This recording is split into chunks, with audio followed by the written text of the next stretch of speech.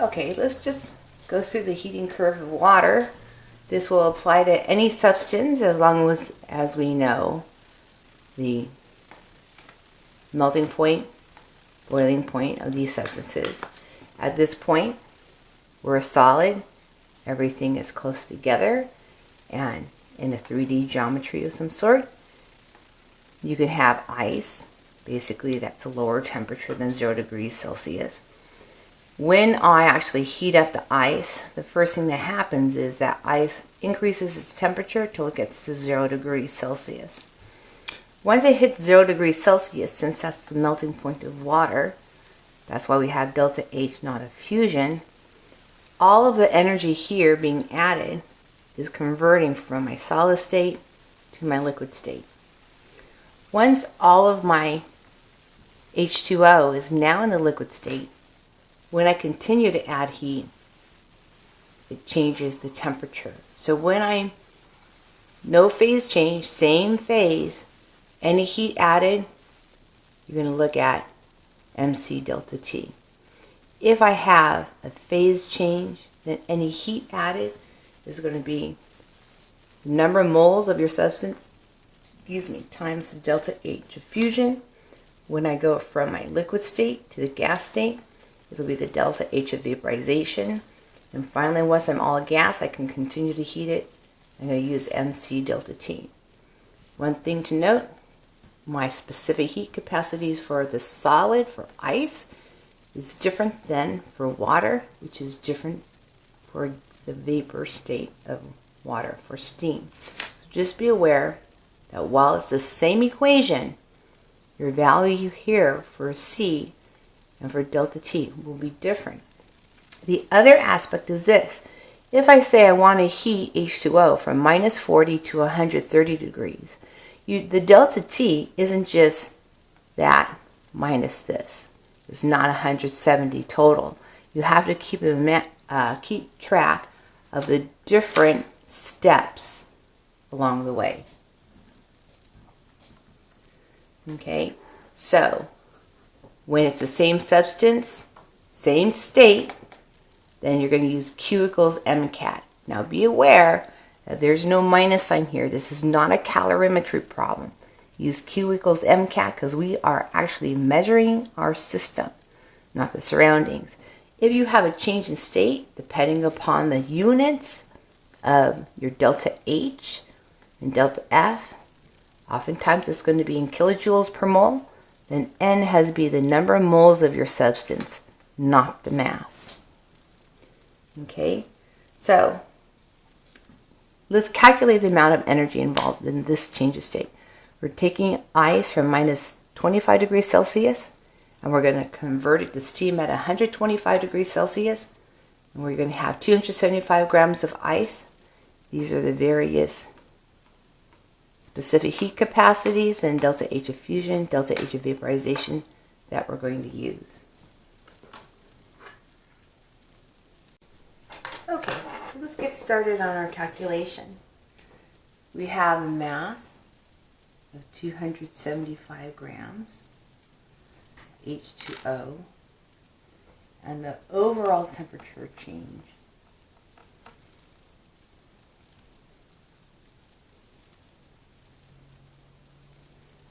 is minus 25 degrees Celsius to 125 degrees Celsius.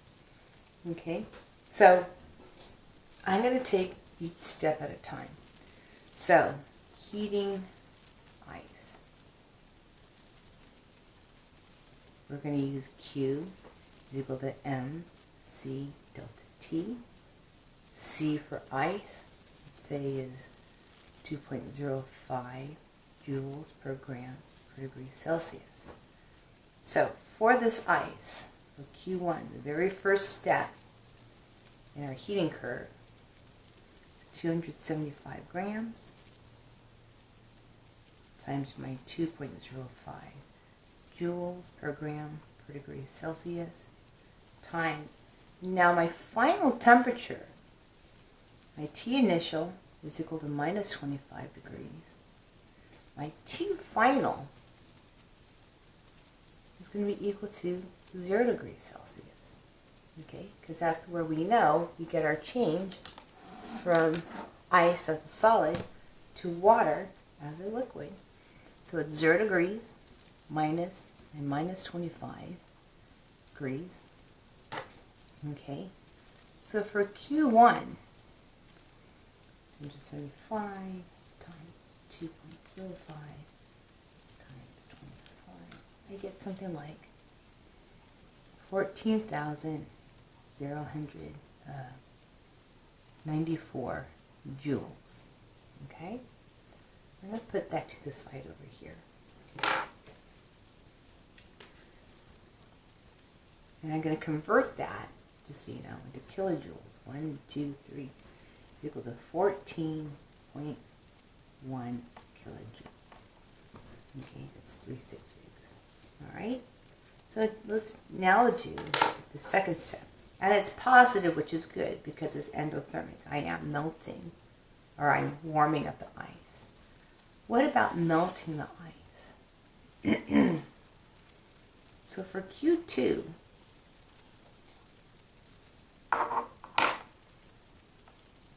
okay, we need our heat of fusion. So Q2 is going to be the number of moles of H2O times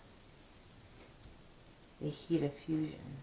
Okay, the heat of fusion you gave at 6.02 kilojoules per mole.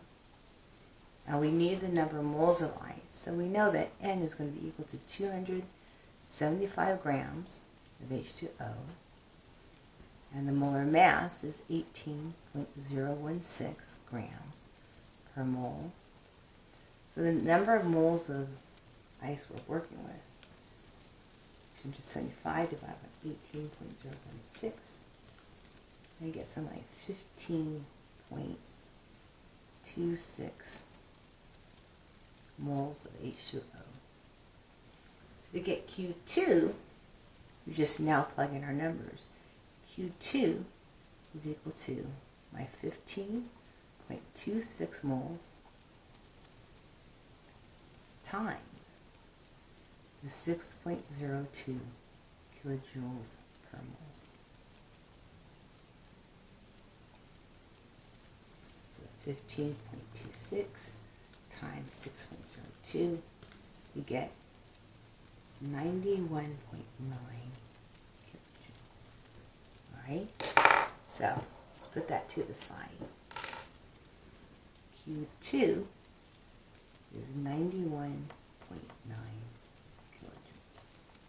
Okay, so it takes a bit of energy to melt ice. Alright, now let's do the third leg, and that is heating up water.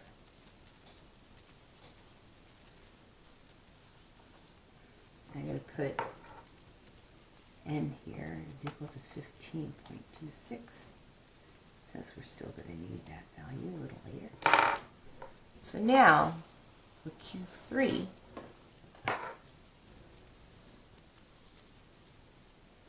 this is heating water. And we're starting at 0 degrees Celsius, and we want to go to steam, so we have to go to 100 degrees Celsius, the normal boiling point of water. So Q3 is equal to mc delta T. And since we're measuring water, we're measuring our system. It's not calorimetry. 275 grams times 4.184 joules per gram per degree Celsius times 100 degrees minus 0 degrees Celsius. Okay, times 4.184 times 100, and we get 115,000 joules, or at 3 sig figs, 115 kilojoules. So Q3, the heating of water, is equal to 115 kilojoules. Q4 is converting from the liquid state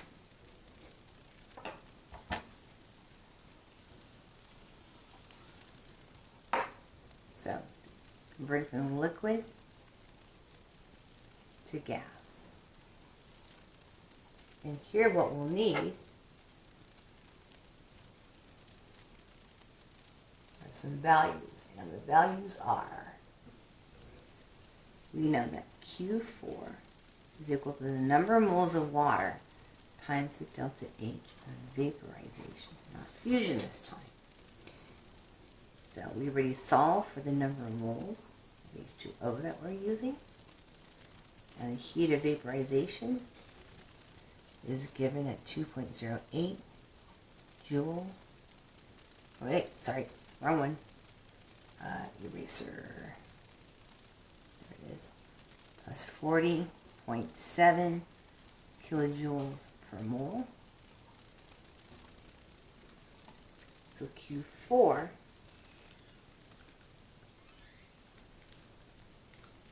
is equal to 621 kilojoules. Okay, so if you wonder why it takes so long to boil a pot of water, now you know how much heat it takes to warm it up and how much heat it takes to boil a pot. And 275, this is 1/4. Like if you have a half-liter water bottle, the smaller ones, that's half of that essentially. Okay, so we're not talking about heating how much energy. We're not talking about a lot of water here. Okay, the last leg that we're looking at is heating up my steam. So, heating my steam, heating the gas. Okay, so again, we're going to use Q is equal to MC delta T. This is a 5. Okay, 275 grams of H2O that we're using. The value for steam we're saying is 2.08 joules per grams per degree Celsius. And the change in temperature, our final temperature, you said we wanted to heat it to 125 degrees Celsius. Our initial temperature is where we get the gas state at 100 degrees Celsius. So it's 125 minus 100 degrees. Okay. 75 times 2.08 times 5. So I get 14,300 joules. Okay. I'm going to convert that to kilojoules. 14.3 kilojoules. Okay. So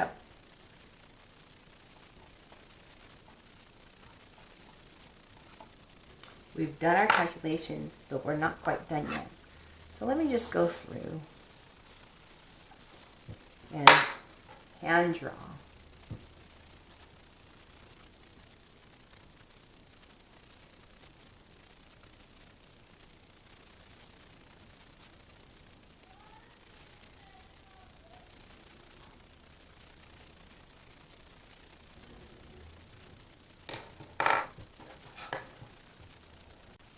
let me just hand draw the heating curve of water.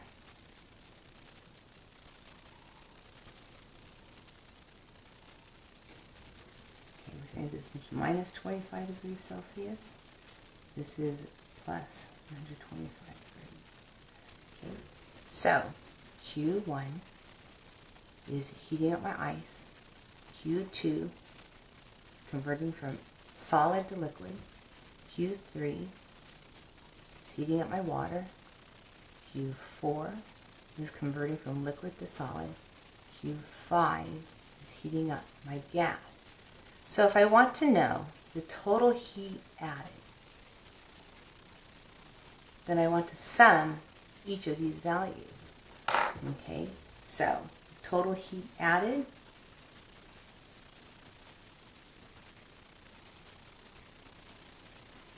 going to be equal to Q1 plus Q2 plus Q3 plus Q4 plus Q5.